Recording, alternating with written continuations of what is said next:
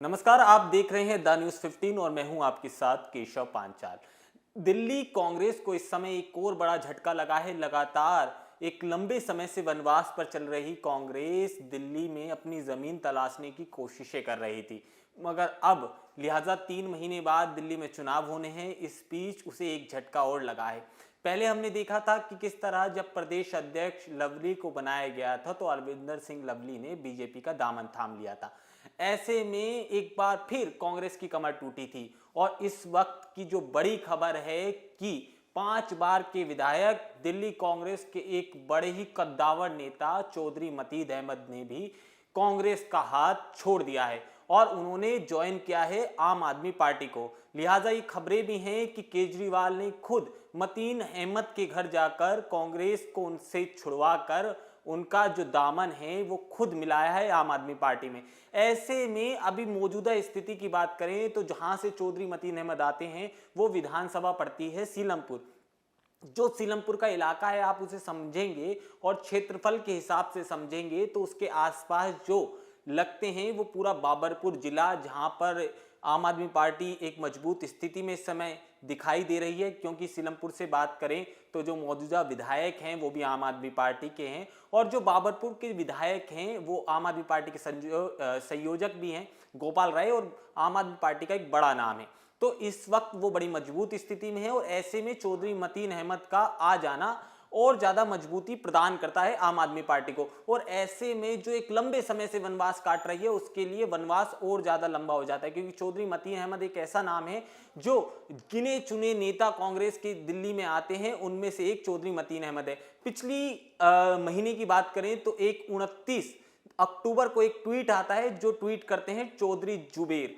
चौधरी जुबेर चौधरी मतीन अहमद के बेटे हैं, कांग्रेस के दिग्गज नेता वो भी माने जाते हैं, मगर उनकी राजनीति इतनी लंबी पुरानी नहीं है जितनी चौधरी मतीन अहमद की है।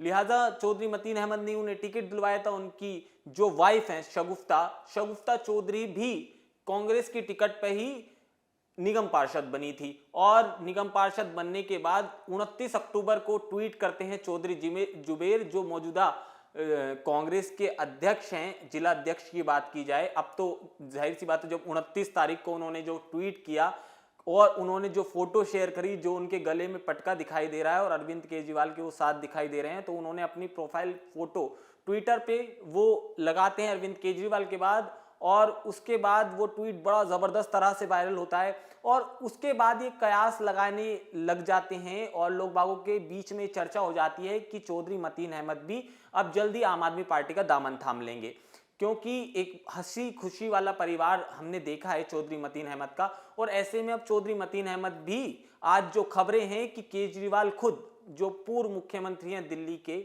वो खुद उनके घर जाते हैं और उन्हें आम आदमी पार्टी ज्वाइन कराते हैं। ऐसे में खबर बड़ी तूल पकड़ रही है और दिल्ली में कांग्रेस को एक बड़ा झटका दोबारा से लगा है। लवली के बाद चौधरी मतीन अहमद एक ऐसे नेता हैं जो बढ़ चढ़कर दिखाई देते थे, हर प्रोटेस्ट में हमें दिखाई देते थे और जो उंगलियों पे नेता गिने जाते हैं कांग्रेस के, उन नेताओं में से एक थे। तो सीलमपुर के साथ साथ पूरी दिल्ली में एक बड़ा नुकसान कांग्रेस को उठाना पड़ेगा, क्योंकि कांग्रेस की अभी एक भी सीट नहीं है दिल्ली में विधानसभा की बात करें, और जस्ट कुछ महीने बाद हमें चुनाव फिर दिखाई देंगे। और जो जिसके दम पर चुनाव लड़ा जाता था और जो नेता गिने चुने होते थे, बार बार दोहरा रहा हूं, उनमें से कई नेता अब आपको नहीं दिखाई देंगे, क्योंकि लवली भी अभी कुछ समय पहले बीजेपी में शामिल हुए हैं और चौधरी मतीन अहमद आम आदमी पार्टी में शामिल हो गए हैं। आपको बता दें कि 1993 से लेकर 2015 तक लगातार वो 5 बार विधायक बने और सीलमपुर से बड़ी जबरदस्त तरह से उन्होंने कांग्रेस का झंडा बुलंद किया था। उस समय शीला दीक्षित मुख्यमंत्री हुआ करती थी दिल्ली की और जेपी अग्रवाल प्रदेश अध्यक्ष हुआ करते थे, तो बताते थे बड़ी जबरदस्त जो केमिस्ट्री थी वो दोनों की बड़ी जबरदस्त थी। वो शीला दीक्षित के भी इतने ही करीबी थे और जयप्रकाश अग्रवाल के भी इतने करीबी थे। उसके बाद 2015 में वो चुनाव हार जाते हैं। जब चुनाव होता है तो उसके बाद मोहम्मद इशराक आम आदमी पार्टी से सीलमपुर के विधायक बनते हैं और उसके बाद 2020 में जो चुनाव जीतती है, फिर से आम आदमी पार्टी चुनाव जीतती है और फिर विधायक बनते हैं अब्दुल रहमान। आपको बता दें अब्दुल रहमान और चौधरी मतीन अहमद का एक 36 का आंकड़ा है, क्योंकि वो लगातार नाराज थे आम आदमी पार्टी से कि चौधरी मतीन अहमद को आम आदमी पार्टी ज्वाइन नहीं कराना चाहिए। इसके पक्ष में वो नहीं थे, उसकी आवाज भी उन्होंने ट्विटर पे उठाई थी। और लगातार उन्होंने इस आवाज को बुलंद किया था कि वो कांग्रेस के नेता और लंबे समय से कांग्रेस में, क्योंकि वो जानते हैं कि अगर मतीन अहमद कांग्रेस छोड़कर आम आदमी पार्टी में आते हैं तो उनका दबदबा कम होगा और अब्दुल रहमान जिस तरह से एक बड़ी जीत हासिल करी है और टिकट को लेकर भी मसला फंसेगा आने वाले समय में।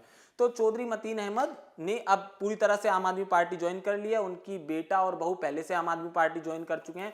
आपको बता दें 2013 के जो चुनाव हुए थे, जब अन्ना आंदोलन चला करता था और अन्ना आंदोलन एक बड़ा जबरदस्त परिवर्तन लेके आया, उस समय कांग्रेस मात्र 8 सीटें जीती थी दिल्ली में। उस 8 सीटों में चौधरी मतीन अहमद ने सीलमपुर से जीत दिलाई थी कांग्रेस को।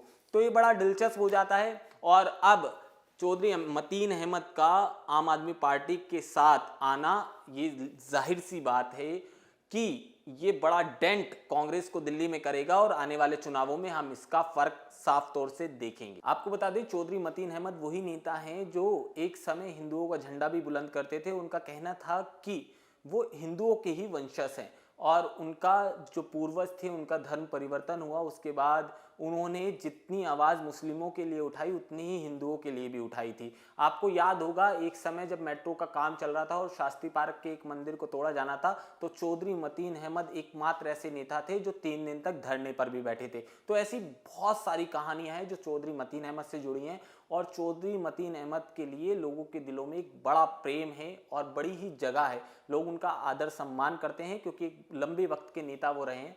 तो अब देखना होगा ये क्षेत्रीय राजनीति पर चौधरी मतीन अहमद के आम आदमी पार्टी में जाने पर कितना ज्यादा नुकसान कांग्रेस को उठाना पड़ सकता है।